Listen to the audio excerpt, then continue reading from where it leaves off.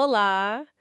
Hoje a gente vai ler mais de perto Gênesis capítulo 6. É um capítulo, assim, bem denso. Fala da humanidade se multiplicando, mas também de uma tensão crescente, sabe? A maldade aumenta, tem aquela interação misteriosa entre os filhos de Deus e as filhas dos homens. E até Deus expressando uma tristeza que leva à decisão do dilúvio, bem forte. E logo de cara tem um contraste, né? A corrupção geral de um lado e do outro, não é? Uma figura que se destaca, que acha favor aos olhos de Deus. Ok, vamos explorar isso um pouco. Começa falando desses filhos de Deus casando com as filhas dos homens. E logo depois menciona os nefilins, heróis do passado, né? Homens de renome. O que são essas figuras exatamente e por que isso aparece logo aqui? Pois é, o texto não dá uma definição fechada sobre quem seriam esses filhos de Deus. Tem debate, né? Anjos, reis poderosos. Mas o interessante é como o texto é, conecta isso.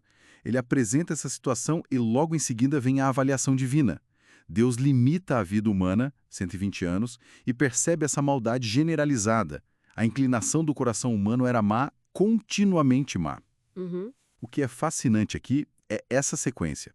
Parece que essas uniões, os nefilins, são tipo um sintoma, ou talvez aceleraram essa corrupção que provoca a reação de Deus. E que reação, né? O texto fala que Deus se arrependeu, que doeu no coração ter criado o ser humano. É uma linguagem Muito forte, sim. quase humana para descrever o pesar divino. Exato. Não que Deus tenha errado, mas mostra uma dor profunda com o rumo que as coisas tomaram, sabe?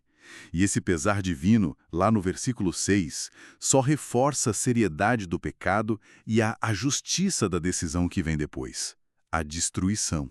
Uma decisão radical mesmo. Vou exterminar da face da terra o homem que criei. E não só o homem, né? Os animais, as aves também. Parece um ponto final. Mas aí, nesse cenário todo, surge Noé. Como ele entra nisso? Então, Noé é a exceção, a peça-chave.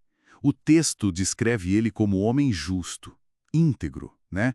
Íntegro no seu tempo, e que andava com Deus. Certo. Se a gente conecta isso ao quadro geral, essa retidão dele não é só uma qualidade pessoal, é a razão explícita para ele ter encontrado favor. Enquanto a terra está descrita como corrupta, cheia de violência, a integridade do Noé é que permite essa conexão com Deus ser preservada.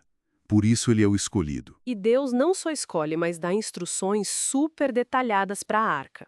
O material, madeira de cipreste, e fala para revestir com betume, que é tipo um piche, né? Exato, impermeabilizar. E as medidas são enormes, 450 pés de comprimento, isso dá uns 137 metros, 75 de largura, 45 de altura.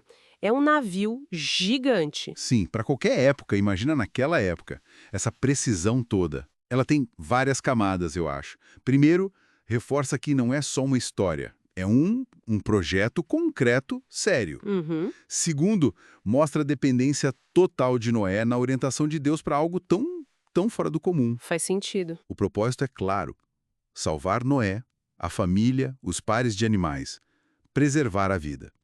E é aí que Deus fala de estabelecer uma aliança com Noé. Um pacto que vai ser super importante depois. E ainda tem a ordem de juntar comida. Isso levanta uma questão importante sobre a logística e a fé necessária, né? Nossa, com certeza. Construir um negócio desse tamanho só na palavra de Deus sobre um dilúvio que ninguém nunca viu é, é de impressionar. E o Noé? Como ele reage a isso tudo? O capítulo termina de um jeito bem direto. Noé fez tudo exatamente como Deus lhe ordenara. Simples assim. Sem questionar. Sem questionar, sem hesitar, sem mudar nada.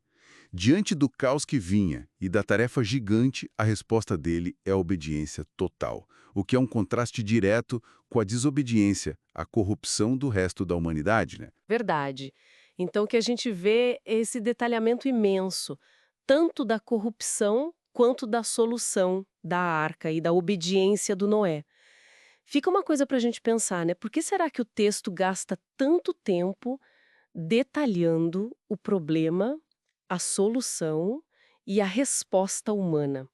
O que essa ênfase toda na precisão, nas medidas da arca, na obediência de Noé, o que isso pode sugerir sobre o que Deus considera essencial em tempos de crise e de julgamento?